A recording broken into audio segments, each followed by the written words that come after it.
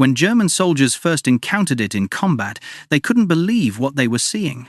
The weapon looked like something assembled in a basement workshop, a crude pipe with a magazine sticking sideways from its body. They laughed at its appearance. They called it primitive. But when that stamped metal tube opened fire, spraying 500 rounds per minute across a checkpoint or ambush site, the laughter stopped. This was the Sten gun, and it represented something the Nazi war machine hadn't anticipated: the industrialization of resistance itself. In the spring of 1940, Britain faced an existential crisis that would reshape its entire approach to warfare. Dunkirk had been a disaster dressed up as a miracle. Over 300,000 men had been evacuated, but they'd left behind virtually all their equipment. The British Army had fewer than 2 rifles for every 3 soldiers. Small arms production was running at a fraction of what the military needed, and traditional manufacturing methods couldn't possibly fill the gap fast enough.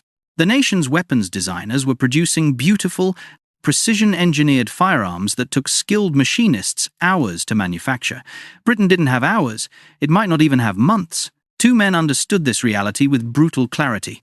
Major Reginald Shepherd and Harold Turpin weren't prestigious weapons designers. They worked at the Royal Small Arms Factory in Enfield, and they'd been watching the catastrophe unfold with the eyes of practical engineers rather than military theorists. What Britain needed, they realized, wasn't another elegant rifle. It needed something that could be manufactured by the tens of thousands, by workers with minimal training, using the simplest possible techniques. It needed a weapon that bicycle shops could produce. The design they created violated every principle of traditional gunsmithing. Where conventional weapons used precisely machined parts, the Sten used stamped sheet metal. Where other guns required skilled fitting and finishing, the Sten could be assembled with basic tools. Its barrel was a simple steel tube. Its receiver was literally a pipe. The stock was a metal strut with a plate welded to the end. The magazine fed from the side rather than below because that saved production time.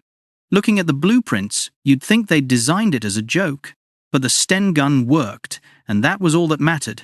The production numbers tell the story of Britain's desperation and ingenuity. The first Sten guns rolled off assembly lines in 1941. By the war's end, over 4 million had been manufactured. The cost per unit was so low it seemed impossible. Around 10 shillings, roughly the price of a decent meal at a London restaurant. Compare that to the Thompson submachine gun, which the Americans were producing for $200 each. The Sten cost approximately £2 in modern equivalent, making it perhaps the most cost-effective weapon ever mass-produced. But the real genius of the Sten wasn't just its cheapness, it was its simplicity. The entire weapon contained only 47 parts, and most of those could be produced by workers who'd never set foot in an arms factory before. Women who'd been making cookware were now stamping out Sten components. Engineers who'd designed bicycles were supervising production lines. Small workshops that had produced plumbing supplies were transformed into mini arsenals. Britain had effectively democratized weapons manufacturing, turning its entire light industrial base into a distributed arms factory that German bombers could never fully destroy. The weapon's crudeness became its greatest strength in the field. When a Sten jammed, which happened frequently with early models, resistance fighters could often fix it with a screwdriver and pliers. When parts broke, they could be replaced with hardware store components or improvised from scrap metal. French resistance fighters reported repairing Stens with parts salvaged from bicycles and farm equipment. Polish partisans kept them running with materials scavenged from destroyed German vehicles. The Sten didn't require an armorer, it required someone who could think like a plumber. As the Special Operations Executive began organizing resistance movements across occupied Europe, the Sten became their weapon of choice for airdrops. Its compact design meant more could fit in a single container. Its low production cost meant thousands could be dropped without breaking the budget. Most importantly, resistance fighters with no military training could learn to operate it in minutes. Insert magazine. Pull bolt back, pull trigger. The Sten stripped warfare down to its absolute essentials. The statistics of SOE operations reveal the scale of this underground armament program. Between 1941 and 1945, over 100,000 Sten guns were parachuted behind enemy lines. They armed French maquis in the countryside and Norwegian resistance fighters in the mountains. They equipped Greek partisans and Yugoslav chetniks. Dutch underground networks received them. Danish saboteurs carried them. Czechoslovakian resistance cells used them to ambush German convoys. Every occupied nation became a potential front line, every citizen a potential combatant. German commanders quickly learned to fear the distinctive sound of a Sten firing. Unlike the slow, heavy rhythm of German submachine guns, the Sten had a sharp, rapid bark that signaled an ambush or raid. Wehrmacht security bulletins from occupied territories repeatedly warned about the weapon's proliferation. German soldiers were instructed to treat any civilian as potentially armed. Checkpoints were reinforced, patrols were increased, reprisal policies became more brutal. The Nazi occupation apparatus was forced to divert enormous resources to counter a threat armed with weapons that cost less than a decent pair of boots. The Warsaw Uprising of 1944 showcased both the Sten's capabilities and limitations. Polish resistance fighters, armed primarily with weapons dropped by SOE including thousands of Stens, held off German forces for 63 days. The Sten's high rate of fire made it deadly in close-quarters urban combat, perfect for the street-to-street fighting that characterized the uprising. But its inaccuracy at range and its tendency to jam at critical moments also highlighted the compromises built into its design. The Sten was never meant to be a perfect weapon. It was meant to be an available weapon. British paratroopers and commandos, despite having access to better firearms, often chose to carry Stens on special operations. The weapon's compact size made it ideal for parachute drops. Its simple design meant fewer things could go wrong during a raid, and if a mission required silence, the Sten could be fitted with one of the most effective suppressors of the war.